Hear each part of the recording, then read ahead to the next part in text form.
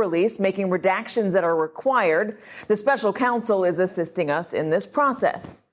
And that is where things get tricky. What Barr decides to redact and why he decides to make those redactions will be the subject of intense scrutiny and debate. House Democrats are calling for maximum transparency, but Barr seems to suggest in his letter that what could amount to a substantial part of the report will be redacted. He says he'll redact grand jury material, intelligence information, information that impacts ongoing cases, and, quote, information that would unduly infringe on the personal privacy and reputational interests of peripheral third parties.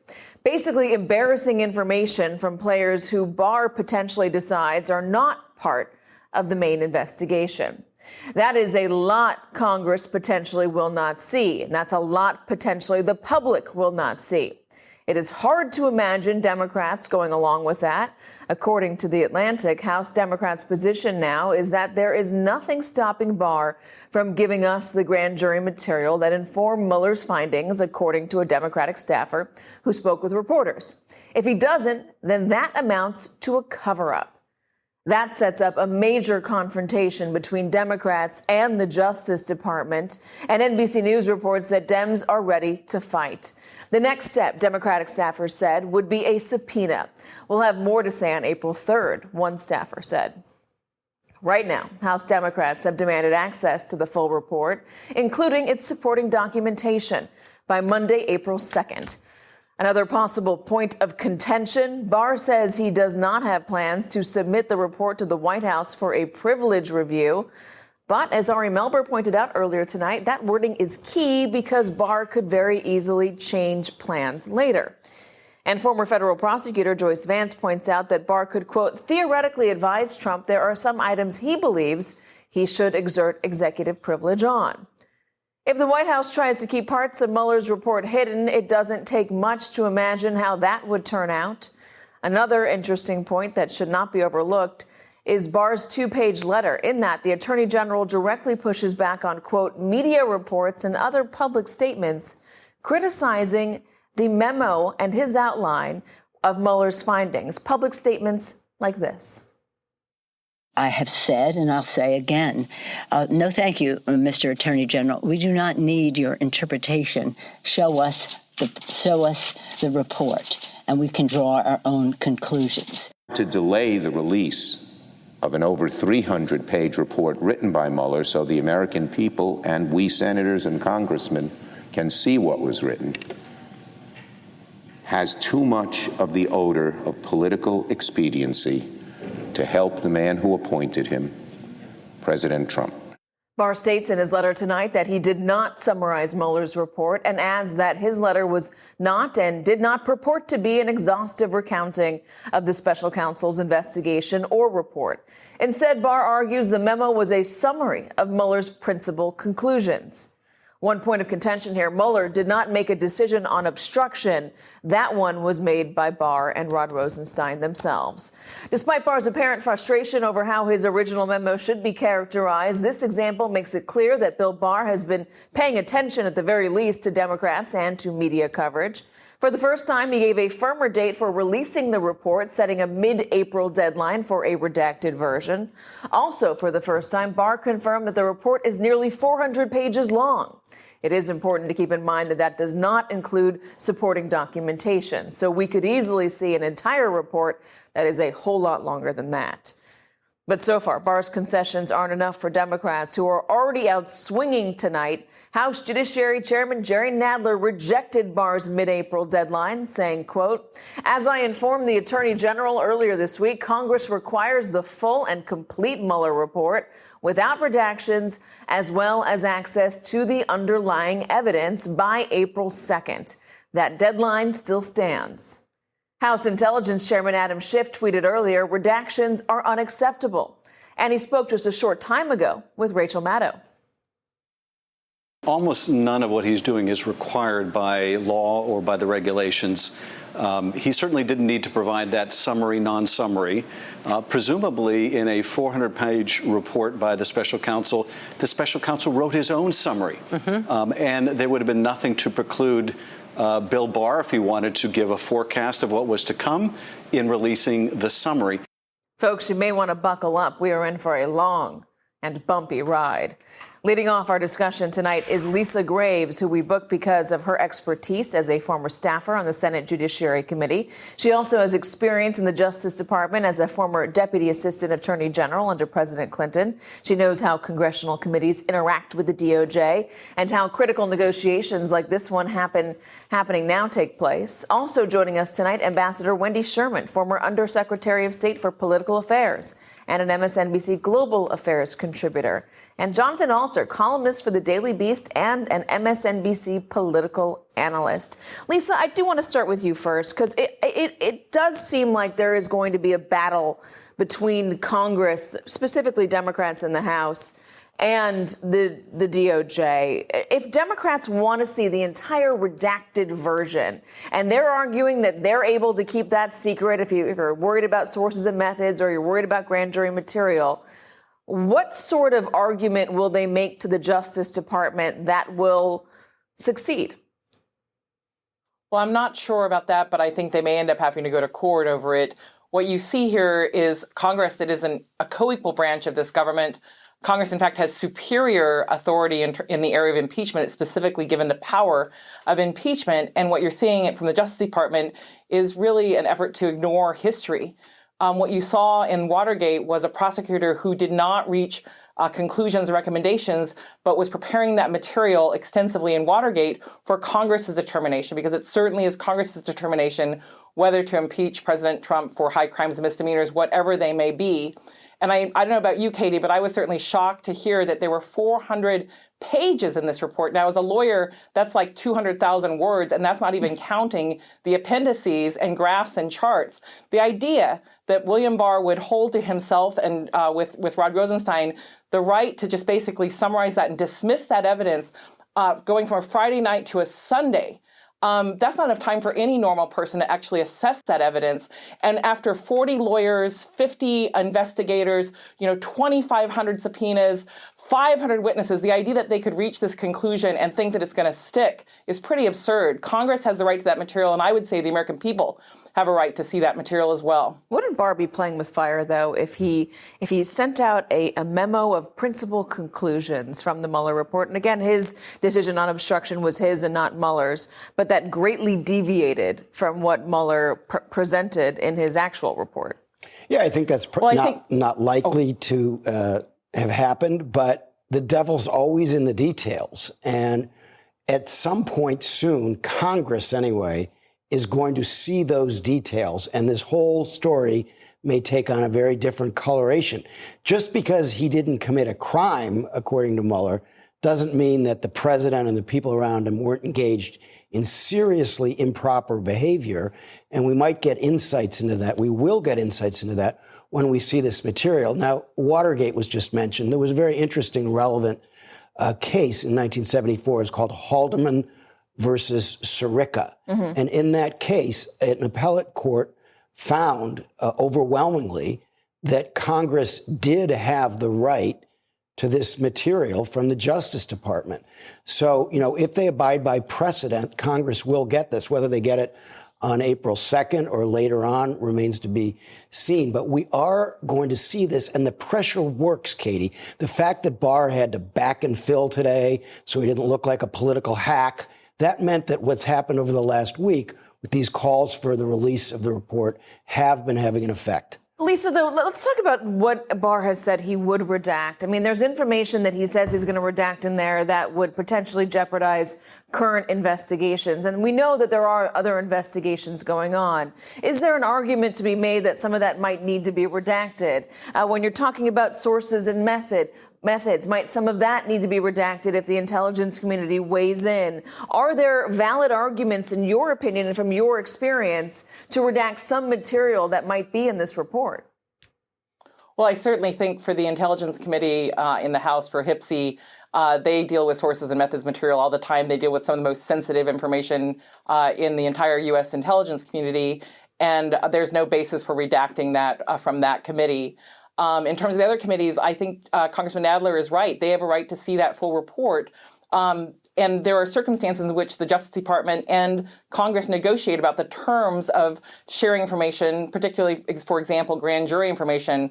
But it's certainly not the case that there's no precedent for sharing grand jury information with Congress, and that there's certainly no precedent to suggest that the White House and the administration can't share sources and methods information. That's opposite of the reality. The reality is there's ample precedent for sharing this information with Congress under terms that are negotiated.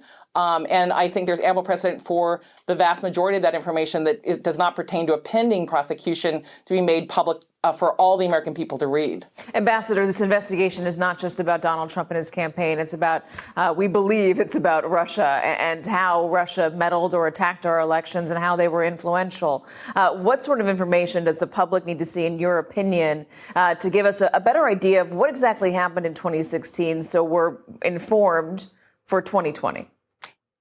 Well, first of all, one of the big differences between the United States and Russia is we're a democracy. We believe in transparency. We think transparency is important for accountability. Our most sacred documents start off, "We the people," because government is about citizens asking for a government, but that government is governed by the people. And so transparency is about respecting people in a democracy. And we undermine our institutions when we don't have that transparency because it makes people even more suspect. And we've seen how the president has tried to tear down American institutions. So if William Barr does not share a full report with Congress, and the Congress doesn't share as much as possible with the American people, we're undermining the very nature of our democracy. And we are saying to Russia that the way you conduct yourselves, which is full of secrecy and KGB tactics, because President Putin is really a KGB agent now governing his country, that we are really heading in the wrong direction. I must say, Katie, I wonder, the president goes and does his big rallies. He really talks about everything with the people at his rallies. I would hope that he respects those people enough to share all the information with them and not be worried a bit about it, because that's who we are as a country. Well, you might be holding your breath for a while. Ambassador, yes. What is the message that Russia is already getting? I mean, Adam Schiff would say that there's evidence of collusion. Republicans would push back on that. So would Donald Trump. Regardless, it seems like from at least the Barr version of Mueller's report that there was no conspiracy here. There was not enough evidence of conspiracy to criminally convict anybody. But what we do have is a presidential candidate, at the very least, standing at a podium in July of 2016 and saying, Russia, if you're listening, find the emails. There was a presidential candidate waving around the WikiLeaks releases and saying, I love WikiLeaks, and reading off the embarrassing information to his advantage. That stuff all happened very much in the open. Then there's a reporting on the Don Jr. Trump Tower meeting. We know all of that. What is the message that Russia's already gotten? The message that Russia's gotten is that the Attorney General of the United States can put out a 4-page document about a 400-page report and basically say everything is okay, and Russia, you've gotten away with it. I think that Putin probably feels pretty good today. Now, when those 400 pages come out, and I really think there will be a big push to get them out, because 75% of the American people in a new poll that came out today are in support, including a majority of Republicans in support of the report becoming public, because it belongs to the American citizens to find out what's really gone on here. What's really concerning, Katie, beyond all of this, is there is no really comprehensive plan in our government to ensure that we do everything possible to make sure that our next election is safe and secure. We know that Russians tried again in the 2018 election. We don't think there was any major problem with that election, but it was because a lot of people in states and a lot of other people were on board. A presidential campaign raises the stakes considerably, and I don't think our government's prepared to take this on. On the flip side, what does it say to a presidential candidate going forward and what they can do? Well, I think it says to a president. Sorry, John. Hold on, John. I think, eventually the Congress is going to enact legislation, as it did after Watergate, to correct a lot of the abuses that we've seen. But, one thing very interesting that Barr mentioned today was he said he is, quote, required to redact to protect reputational interests. That is a loophole that you could drive a Mack truck through. Yeah. He could basically redact the whole thing since everybody's reputation is on the line. But what he didn't mention is that his reputation is on the line, too. Talk about reputational interests.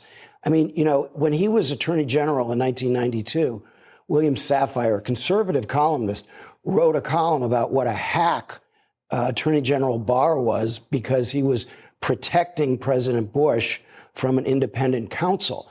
If he continues to engage in such a shameless political fashion, one member of Congress called it a cover-up. We're not. You heard it right at the top of the show. Yeah, we're not quite there yet, but it's beginning to smell a little bit like a cover-up. If he continues down this road, he will hurt not just his own reputation, but he will remind the American people that the president really has something to hide. Jonathan Alter. Thank you very much. Sorry, I didn't mean to cut you off there on the end. Wendy Sherman and Lisa Graves, I apologize. Appreciate it, guys. Thank you for joining us tonight. And coming up next, we'll get reaction from a freshman Democrat working to hold the Trump administration accountable on the Oversight Committee, which will vote next week to subpoena the White House personnel security director about the security clearance process.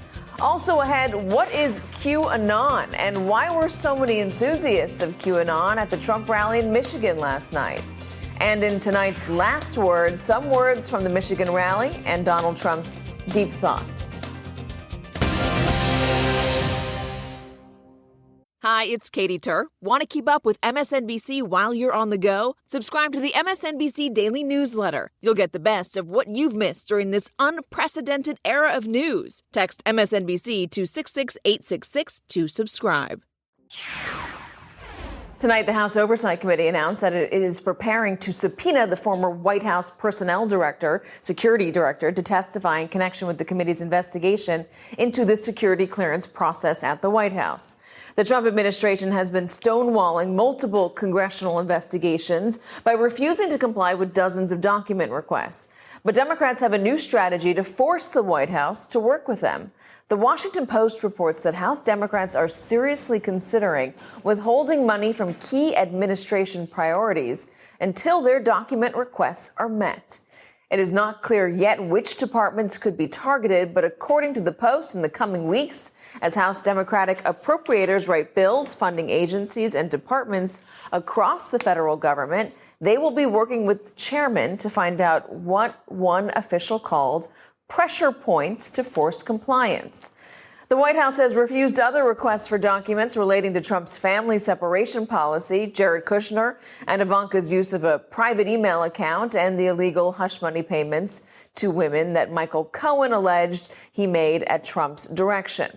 Democrats on the House Ways and Means Committee ramped up efforts to formally request the president's tax returns after Cohen's testimony last month revealed key details, including telling Congressman Jimmy Gomez that he did not believe Trump was telling the truth about being under audit. Mr. Cohen, do you know whether President Trump's tax returns were really under audit by the IRS in 2016? I don't know the answer. I asked for a copy of the audit so that I could use it in terms of my statements to the press, and I was never able to obtain one. Joining us now is a member of both the House Ways and Means Committee working to get the president's tax returns and the Oversight Committee investigating the White House security clearances, Democratic Congressman Jimmy Gomez from California. Congressman, thanks so much for being here. Just out of curiosity, what sort of funding do you think should be on the table in terms of revoking that funding in order to get the White House to submit to the document requests or these subpoenas? You know, one of the things that people don't really understand is that the leaders and the chairs of different committees act as a team. Everybody is doing their part. So oversight, investigating, of course, the security clearances, Ways and Means, investigating the tax returns, and now appropriations is looking at those pressure points. And I know Chairwoman Nita Lowey is still looking at what those pressure points will be. but they're going to do it in a concerted manner to make sure that we maximize that pressure. Do you have an idea of what that would look like? And are you concerned at all that there would be public backlash to something like that? As long as it doesn't undermine, public safety, it doesn't undermine any key, business of the federal government, I think the public will be okay. But you know what? I want to just kind of point out something. This administration, we've had Wilbur Ross to come and testify. We had Steve Mnuchin. We had Kristen Nielsen. We had the acting attorney general. And they all show one thing, that they're not going to Congress before Congress to answer questions. They're there to protect the president. They're there to dodge and delay and to push back. So we have to find other ways to hold this administration accountable. In terms of what you think the priorities should be, that's my question. What do you think the priorities for Democrats should be? Is it getting the full Mueller report right now? Is it investigating and trying to get Ivanka or Jared Kushner in front of committees to talk about security clearances? Is it getting Donald Trump's taxes? Is it investigating conflicts of interest or emoluments? What should be the priority right now when it comes to Donald Trump? We have to do it all. And that's the problem with this administration. They have so many different avenues that we have to go after. So first, we need to push to make sure that we get the full Mueller report without redactions. And the reason why is that the American people won't trust this report unless it's fully revealed. I also believe, sitting on both Ways and Means and Oversight, the tax returns will tell us a lot. Alan Weisselberg, his finance person, if we can bring him in to testify, we're going to understand how did he use the tax code to either enrich himself or to avoid paying taxes. And I think that is somewhere we should go as both the Oversight Committee as well as the Ways and Means Committee. In terms of the Mueller report, do you expect to see anything in the Mueller report about Donald Trump's tax returns? I'm not sure. And that's one of the reasons why we need to get our hands on it. I think we need full transparency. I support Chairman Nadler holding this administration to the April 2nd deadline. And I think we need to push back as a Democratic caucus and as a House of Representatives over our role as a co-equal branch of government. Congressman Jimmy Gomez, thanks for joining us tonight. Thank you so much. And coming up, how much do you know about the conspiracy theory QAnon? NBC News reporter Ben Collins has been covering the pro-Trump, anti-Hillary conspiracy, and he was shocked by what he saw at the Trump rally last night. He's going to tell us about that right after this break.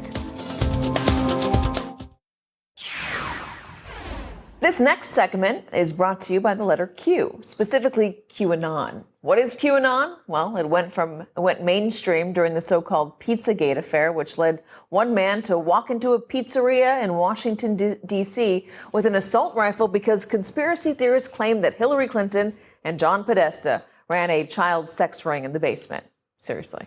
And it made national news when Vice President Mike Pence tweeted and then soon deleted a photo showing him with a police officer who wore a patch with the letter Q. But what is it? Simply put, it's kind of a conspiracy theory fan fiction, if you will, that started and is based on anonymous postings on an internet message board in which someone, or in reality, many someones posting as Q, falsely claim that the world is run by a satanic cabal of elites led by Barack Obama, Hillary Clinton, and the deep state, and that Donald Trump, with the help from secret allies, including special counsel Robert Mueller, will expose and defeat this deep state. Now, where have we heard that term before? The crazy attempt by the Democrat Party and the fake news media right back there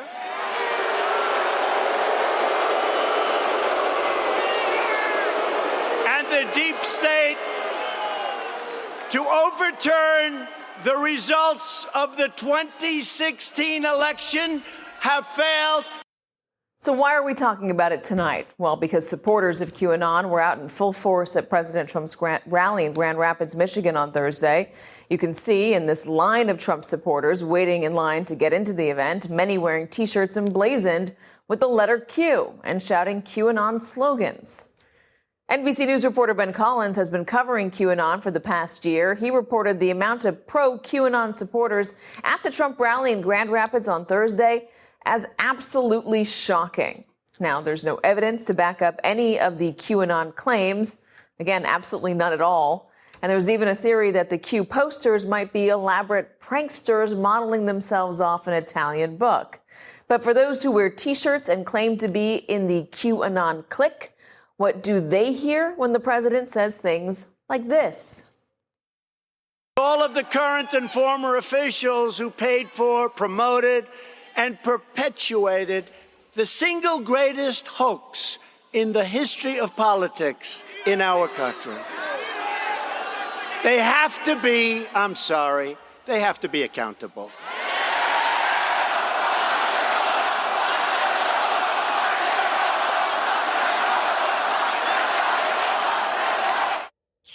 Joining us now is NBC News reporter Ben Collins, who is the perfect reporter to talk about this because he has been reporting on QAnon's presence at Donald Trump's rallies for the past year. Ben, so good to see you. What do those QAnon supporters, believers, hear when the president says stuff like that?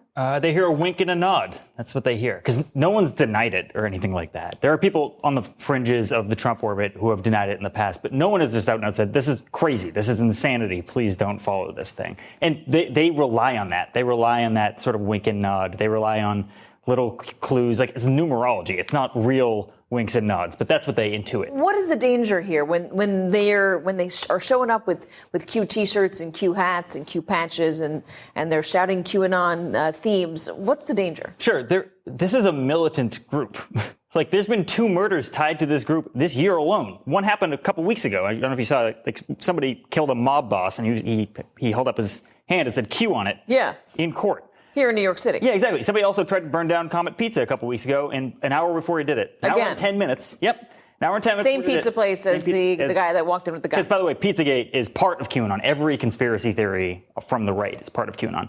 But an hour before he tried to burn this place down, he posted a QAnon video from a very famous YouTuber who has, tens of millions of views. So why is this popped up at Donald Trump's rallies? I mean, it wasn't a huge thing during the 2016 campaign. Right. It's suddenly much bigger now. But I guess you could argue the pump was primed. I mean, I do want to play one soundbite from October 13th, 2016, and just listen to the terminology Donald Trump is using. We've seen this firsthand in the WikiLeaks documents, in which Hillary Clinton meets in secret with international banks to plot the destruction of U.S. sovereignty in order to enrich these global financial powers, her special interest friends, and her donors.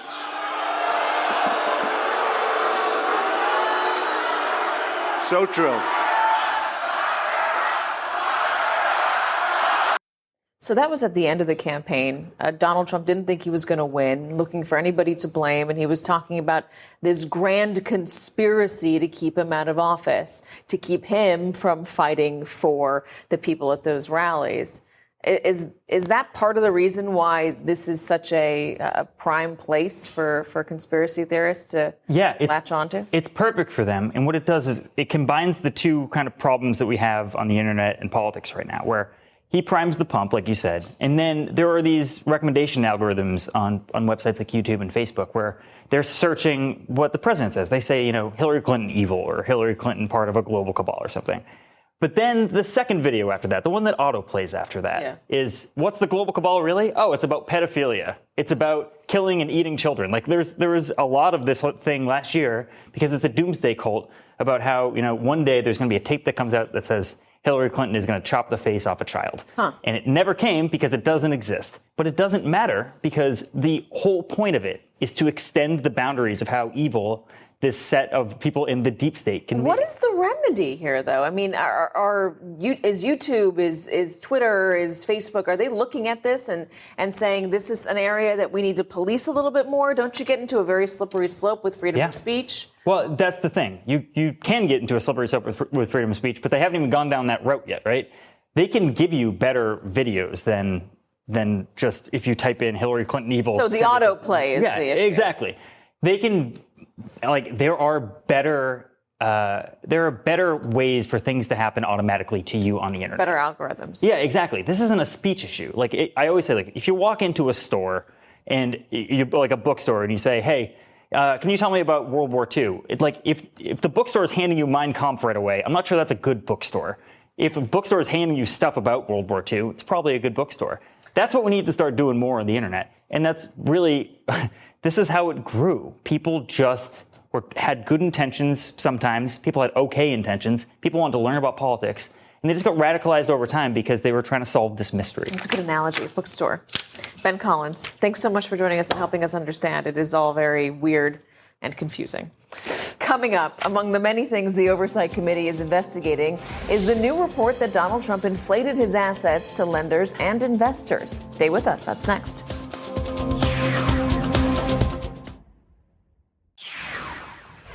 There is no good reason why every presidential candidate can't release their 2018 tax returns by April 15th or explain exactly why they are using an extension to file after April 15th. It is nothing less than their moral responsibility. Lawrence ended his show last night talking about the moral responsibility that 2020 presidential candidates have to release their 2018 tax returns before tax day on April 15th. But there's one candidate you can probably assume is not going to release his 2018 return, and that, as you've guessed, is Donald Trump. For nearly 4 years, Trump has repeatedly dodged questions about his tax returns by claiming that they are under audit, a claim his personal attorney, Michael Cohen, cast doubt upon during his testimony before Congress. And we're learning more and more about why President Trump might not want his tax returns to be released. Yesterday, Washington Post reporters David Fahrenthold and Jonathan O'Connell reported that Donald Trump regularly sent his business partners documents he called a statement of financial condition, which detailed Trump's properties, debts, and multi-billion-dollar net worth. According to the Post, those statements regularly inflated the value or size of Trump's assets, while omitted properties that carried big debts. One of the most blatant and easily disprovable errors contained in the documents is the claim that Trump Tower is 68 stories tall, when in fact it is only 58 stories tall. The House Oversight Committee is now investigating whether these misrepresentations cross the line into potential fraud and has requested 10 years of these statements from the Trump Organization's accounting firm. As 2020 Democrats start making moves toward transparency, will Donald Trump be able to continue to dodge questions about his taxes and business practices? David K. Johnston and Christina Greer join me here next. I'm being audited now. A minor audit. It's under routine audit. Like routine. But as soon as my routine audit's finished, I'll release my returns. I'll be very proud to. That is how the president dodged questions about his tax returns last election cycle. People in this studio are laughing at that right now. But with an entire field of 2020 Democrats in Congress now pressing the issue, will he be able to do it again? Joining me now is David K. Johnston, a man who knows more about Donald Trump's taxes than just about anyone else. He's the founder of the DCReport.org and author of It's Even Worse Than You Think, What the Trump Administration is Doing to America. And Christina Greer, a political scientist and associate professor at Fordham University. David, the president has been claiming he's under audit now since the beginning of time. He's offered no proof that he's under audit, a letter from his tax attorneys, but no letter from the IRS. We can't go to the IRS and get that information because the IRS can't answer those questions. And now because he's president, those tax returns are locked away in a vault somewhere. So it is Donald Trump's word versus everybody else. Everyone seems to know that he doesn't want to release them. Do you think this reporting from the Washington Post today is one of the reasons potentially why? Well, the Post reporting provides some delicious new details about his development in Palos Verdes, California. But I think the number one thing to keep in mind is that Donald Trump has been tried twice for income tax fraud. He lost both cases. The judges wrote opinions that just excoriated his conduct. There were badges of fraud that would have justified criminal action against him. These were civil tax fraud trials. And Trump has never been willing to produce the audit letter. That's an anodyne announcement that tells you nothing except you're under audit. So why should we believe he's under audit if he won't even produce the audit letter, given his past record of known income tax cheating? Will he be forced to releasing them this time around if all the Democrats do so? Bernie Sanders ends up doing it as well. Will he be forced? Will he be shamed into it? No, because we're dealing with a man who has no shame. Yeah. I mean, that's the simple answer? Right. No, I don't think so. Jay Inslee was on Fox and Friends this morning. He said, I'm releasing all my taxes. Donald Trump, I dare you to do the same. Is that the way to do it, to have Democrats all get on Fox and Friends every morning and say, I'm going to release my taxes. The president's too scared not to? It doesn't matter because, unfortunately, he has the Republican Party who's standing behind him. These are men who were once, and I say men primarily, these are men who once had respect and dignity for themselves and their party, and we've seen them behave as sycophants when it comes to this particular president because they're so afraid of him for a host of reasons. And so I don't think he can be shamed into anything. Those of us who are in New York have had 40 years of dealing with Donald Trump to know that there is a bottomless pit of a lack of self-awareness and absolutely no shame. So everyone in the country could release their taxes. Every single colleague and peer of his could release his taxes, and he still won't. And he'll come up with some excuse as to why he's going to cheat, lie, and steal.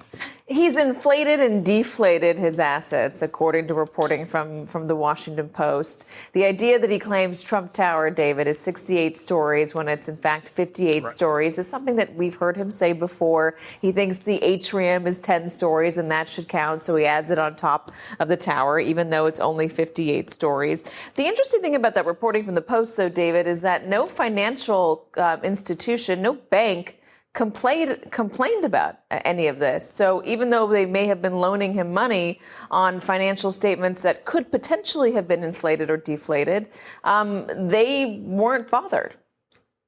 Well, Donald has gotten bankers to break the law. I have a copy of a letter from Chase Bank, which loaned him the entire purchase price of Mar-a-Lago plus money on top of that, in which they pledged to not record the mortgage. So Donald went around saying, I paid cash for it. There's no mortgage. It is against the law for a bank to not record a mortgage.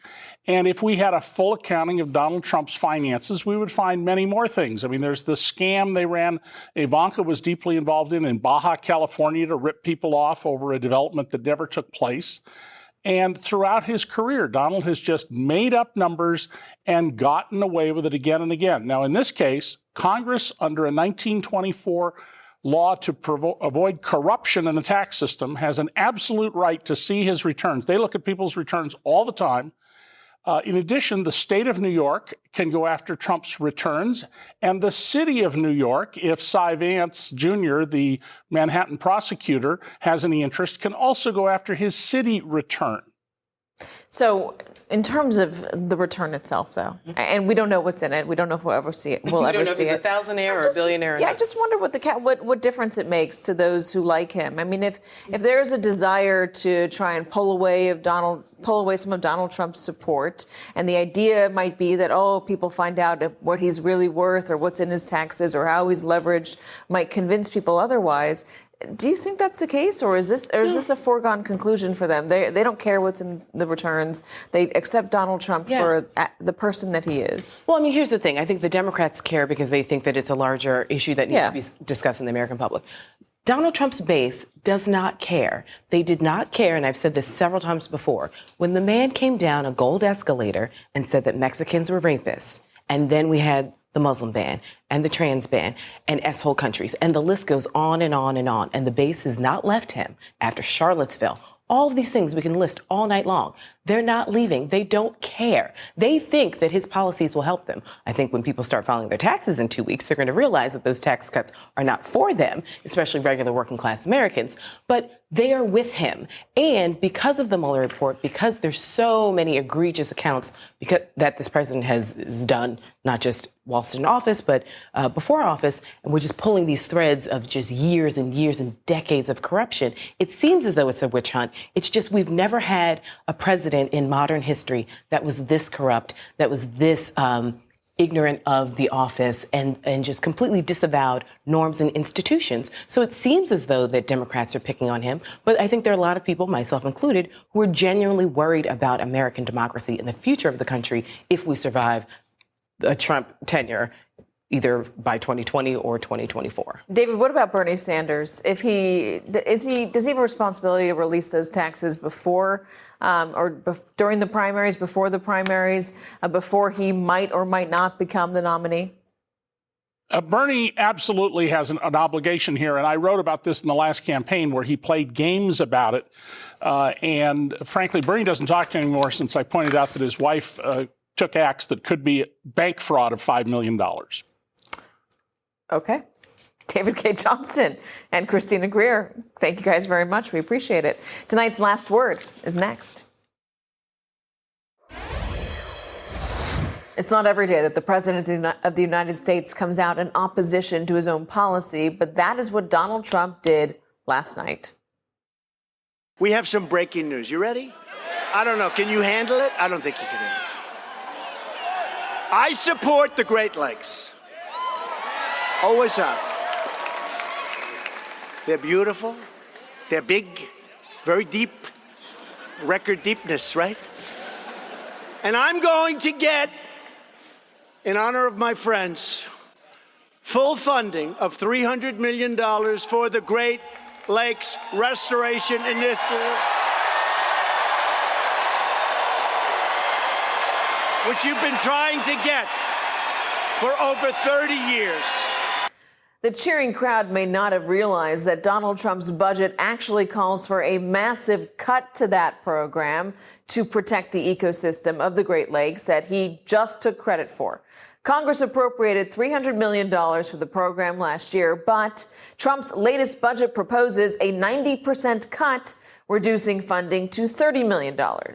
In fact, every Trump budget has proposed cuts to the program. Michigan Democratic Congressman Dan Kildee compared Trump's claim last night to, quote, an arsonist congratulating themselves for putting out a fire that they started. And that wasn't the only self-made fire Donald Trump tried to put out. His budget would eliminate federal funding for the Special Olympics. But after that was